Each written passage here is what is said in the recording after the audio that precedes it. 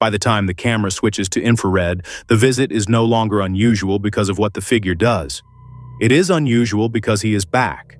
Another date, another vehicle, another stop at the same boundary, and still no clear answer for why the pattern continues. This is the first of 5 security camera recordings that remove the visible cause one layer at a time. First a visitor, then only a reaction, then a moving object, an entire house responding across different cameras, and finally a warning sign left as the only residue in an empty corridor.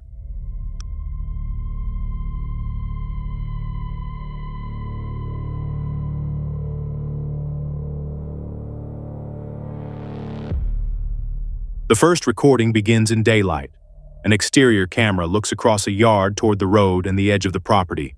A vehicle arrives, and a man approaches the area watched by the lens. There is nothing supernatural in the frame. The camera does exactly what it was installed to do. It records a person crossing into view, pausing near a private boundary, and leaving behind a question the picture cannot answer. It can preserve his position and movement, but not his purpose.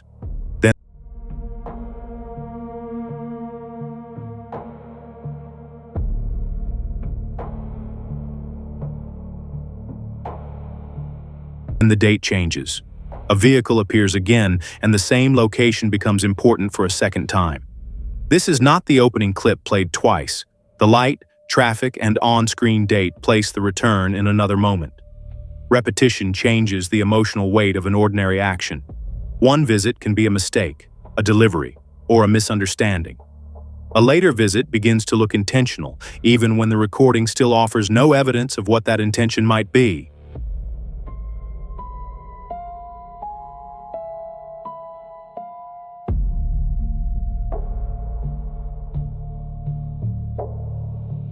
The uploader adds written context between the camera sequences. According to that account, the visitor had previously approached a member of the household away from the property and later returned to the home. Those statements belong to the uploader. The security footage cannot independently verify the conversation, the relationship between the people, or whether important context is missing. What the page does verify is how the uploader arranged the events. Each new recording is presented as another part of the same unresolved concern.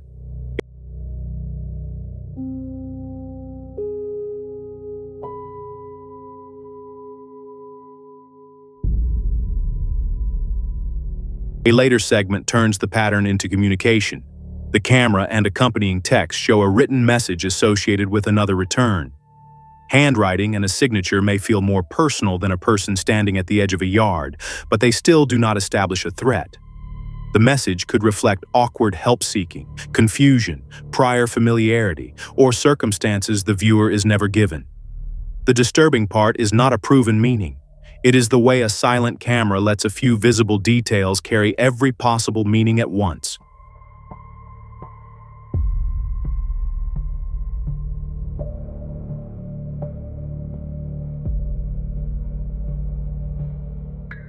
Another date brings activity around a bag or mailbox area before the person leaves. Again, the action itself may be ordinary.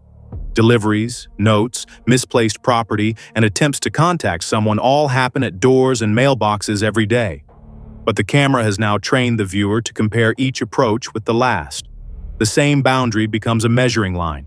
Every stop, turn, and departure looks less like an isolated moment and more like the next entry in a record no one intended to keep.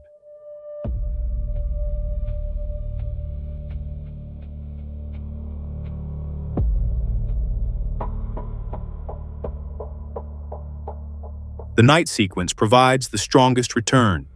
Infrared light removes color, the vehicle appears against darkness, and the visitor seems to notice the camera before departing. That interpretation should remain cautious. A person can look toward a house, a light, or a driveway without identifying a lens. No confrontation, weapon, forced entry, or crime appears in the selected footage. The camera proves recurrence across the uploader's edited timeline. It does not prove danger, identity, motive, or what happened outside the included clips.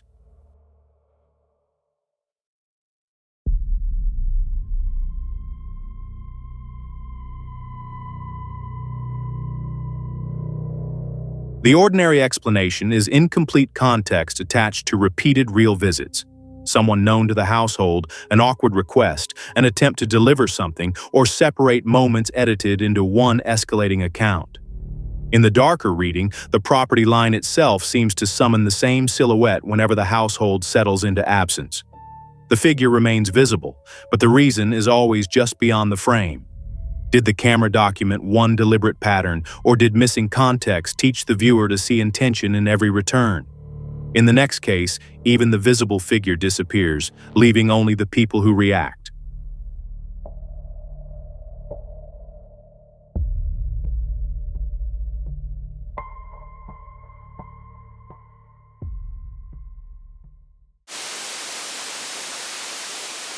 The second recording does not belong to one camera. The page presents several fixed views inside what its description identifies as a driving school building in Malaysia. Corridors, tables, doorways, and waiting areas divide the incident into separate rectangles. People enter those spaces and remain visible. Whatever the video wants the viewer to fear never receives the same treatment. It seems to exist only in the handoff from one room to another, where no single camera can preserve the whole event.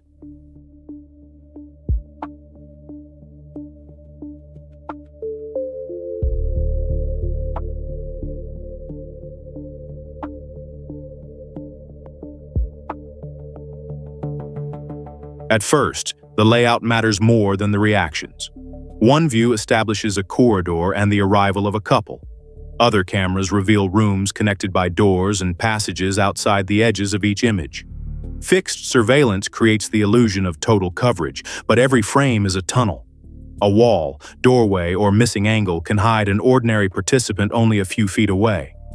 Even synchronized-looking timestamps cannot prove that nothing happened between the views or before the uploaded sequence began.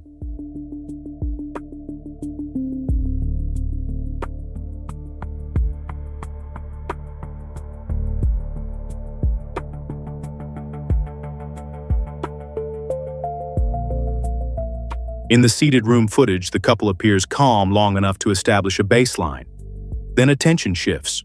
Their posture and movement suggest that something has changed for them, but the camera does not show what. A reaction is evidence that a person reacted. It is not evidence of the cause.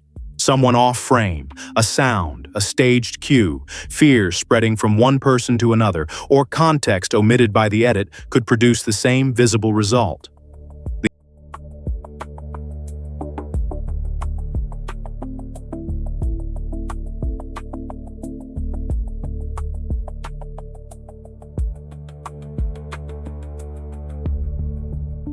The incident continues through another room and another camera. That transition makes the sequence feel larger because the uncertainty seems to travel with the people. Yet the change of angle also creates more opportunity for missing information. A prank, performance, off-camera direction, or unsynchronized recording could use the blind interval to reset the scene. The uploader says the footage came directly from CCTV, but that statement does not independently establish who owned the cameras, whether the sequence is complete or whether it was staged.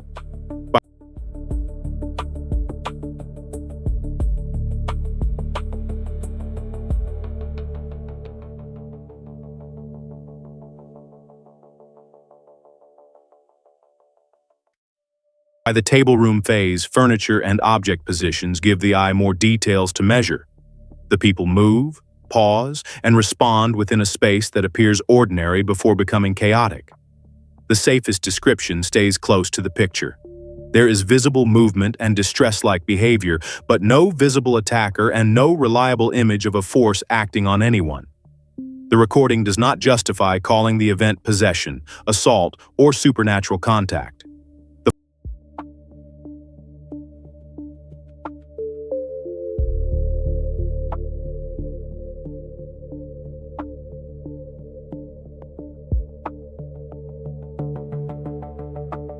The final selected window includes a fall and the immediate aftermath.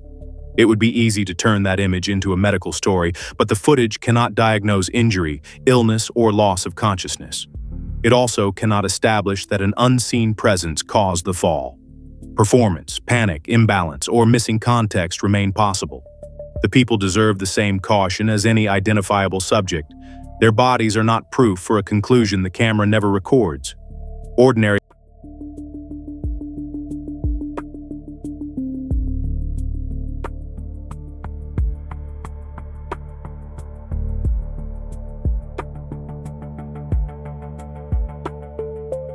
explanations are strong here precisely because the source lineage is weak. Staging, a prank, off-camera participants, editing, and incomplete synchronization can all manufacture continuity across rooms. The fantasy reading reverses that weakness. It imagines an unseen interval moving through every blind space, entering each room only after the people become its visible evidence. When every reaction can be seen but the cause never occupies a frame, are the cameras documenting an encounter or only preserving its performance? The next recordings remove the people too and leave the corridor alone with its objects.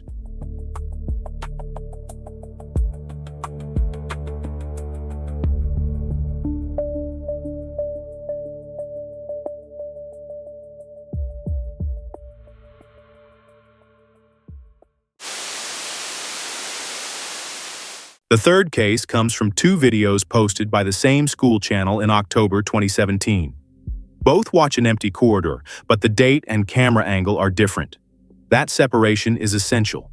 The first recording must be treated as one complete night, and the second as another. Cutting freely between them would create movement the sources never show. Watched in order, they offer a quieter question. How many objects can change before an empty hallway starts to feel occupied?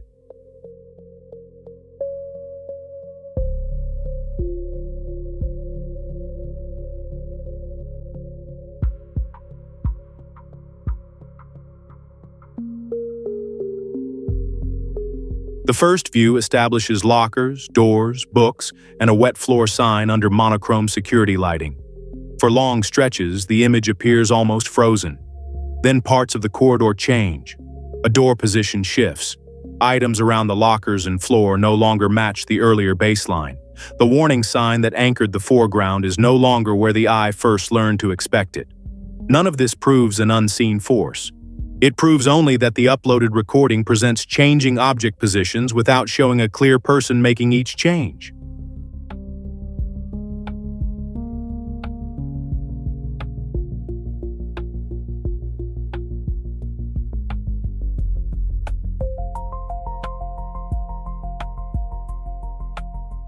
That difference matters because surveillance footage can look continuous while hiding ordinary intervention. Time compression, removed intervals, a person outside the crop, or deliberate staging could reset the scene. The page itself asks whether the event is a prank or a poltergeist.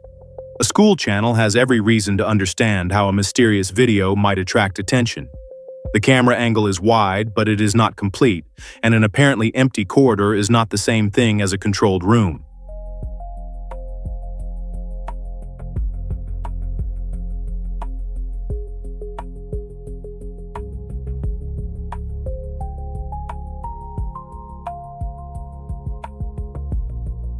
The second recording announces a new date and changes the viewpoint.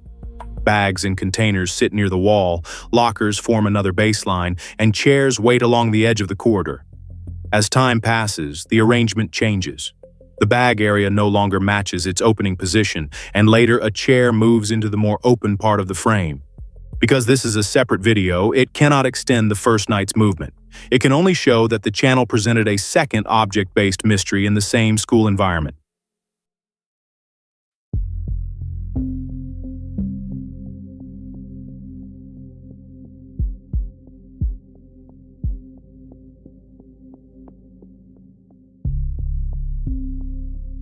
After both recordings have played cleanly, a single before and after comparison can help locate the changed objects.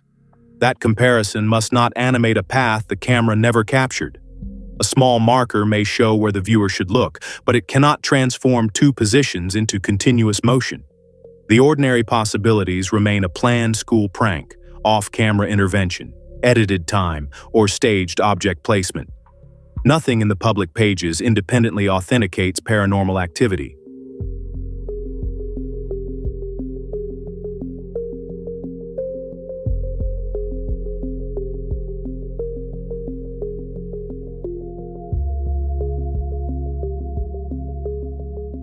In the darker reading, the corridor does not need a figure. It rearranges only the inventory already inside it, resetting signs, books, bags, and chairs as if the building is learning how much change a fixed camera can notice. But two carefully framed videos could just as easily reveal how such an effect was constructed. Do continuous-looking records make the object changes harder to dismiss, or do they make a staged mystery easier to design? The next case expands that uncertainty from one corridor to an entire home camera network.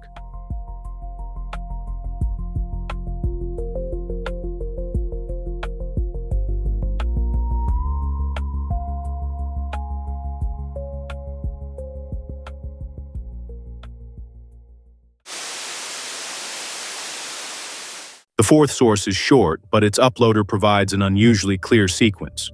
During one night, different home cameras appear to capture 4 events. A front camera loses part of its view, something falls indoors and startles the cat, blinds move near a balcony door, and a bright exterior flash closes the timeline. The temptation is to connect them immediately. The source itself also provides the reason not to.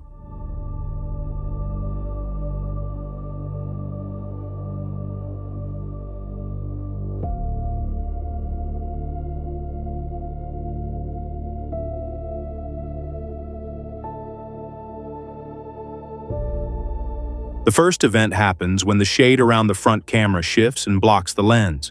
That can look like deliberate interference because the camera loses visibility at the exact moment the story begins. Mechanically, however, a loose shade, wind, vibration, or simple failure is enough. The next phase moves indoors, where a stored case falls with a loud impact and the cat collides with the resident while reacting. Gravity, unstable storage, and an animal's startle response can explain that scene without anything crossing the room unseen.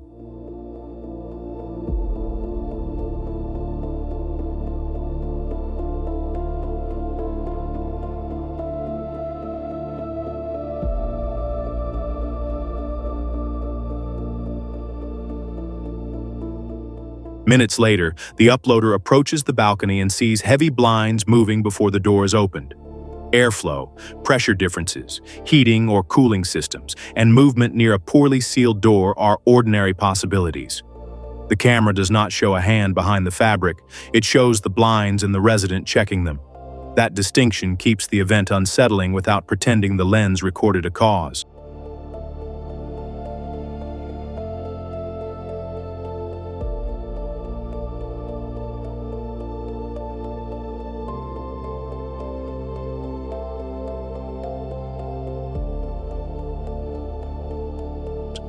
The final exterior flash is the largest image in the case, but it also has the strongest ordinary explanation. In the public description, the uploader says it is possible that a nearby transformer shorted and exploded. The bright pulse, apparent shock, moving leaves, and dust can fit an electrical event. No visible damage was found the next morning, according to the same account. But absence of visible damage does not turn the flash into paranormal evidence. The transformer possibility must remain part of the story, not a footnote hidden after the scare.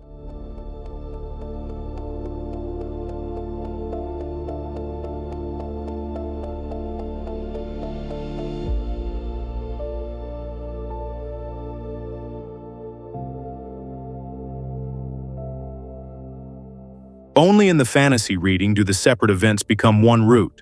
First, the camera is blinded, then the disturbance seems to move indoors, touch the blinds, and answer from outside with light.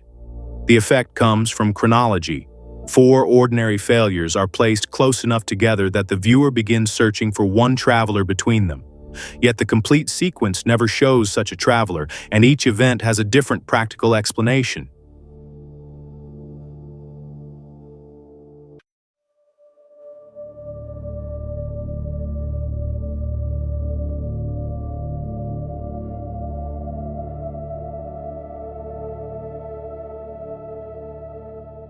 Was this one extraordinary night, or simply the night 4 ordinary mechanisms happened close enough together to share a story?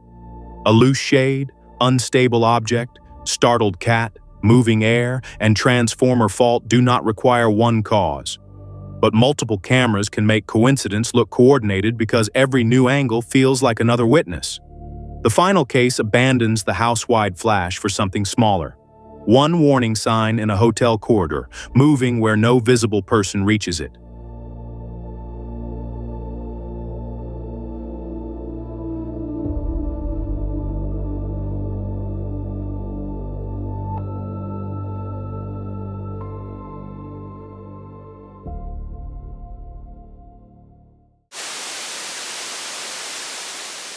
The last recording removes the figure almost completely.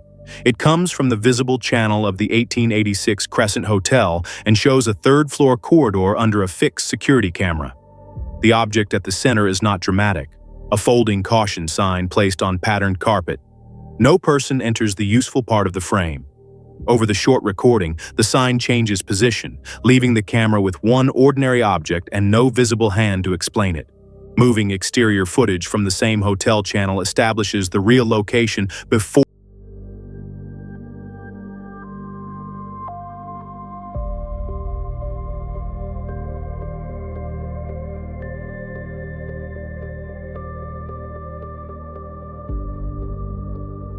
the haunted reputation takes over.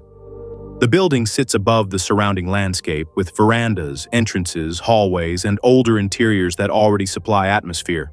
But a business presenting itself as haunted also benefits from mysterious material.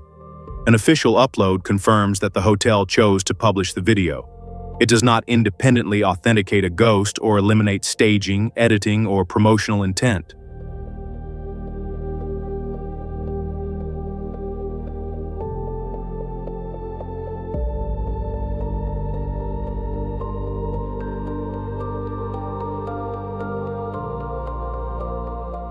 The primary event begins with an on-screen note identifying the third-floor hallway and the date of capture. Then the corridor appears clean. The sign stands near the wall, the carpet pattern makes small shifts measurable, and the camera angle remains fixed. As the seconds pass, the sign's position changes. The complete event should be seen before any zoom or marker, because a comparison is useful only after the viewer understands what the untouched frame actually contains.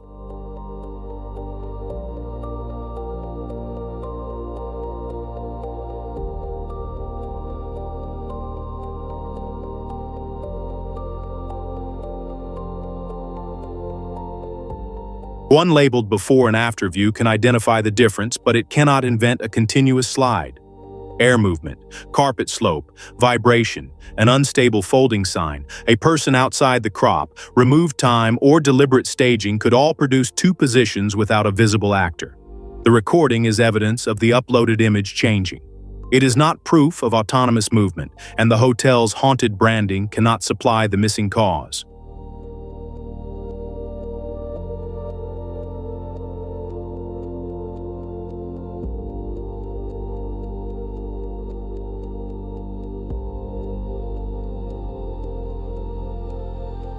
Darker interior views from the same location create a final layer of atmosphere without proving the hallway event.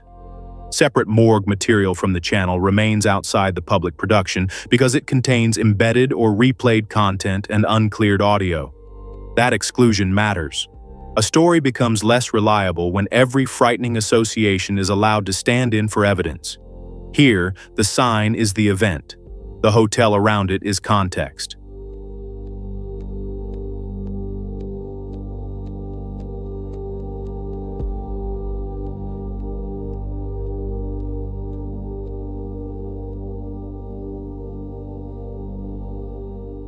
In the fantasy reading, the building leaves residue instead of an apparition. It shifts the object meant to warn visitors that the floor may be unsafe, as if the corridor can acknowledge a presence without revealing one. The ordinary reading is smaller and stronger. A light folding sign changed position inside a branded haunted hotel video. Is that a mechanical event framed for maximum effect? Or is the ordinary warning exactly what makes the empty hallway feel occupied?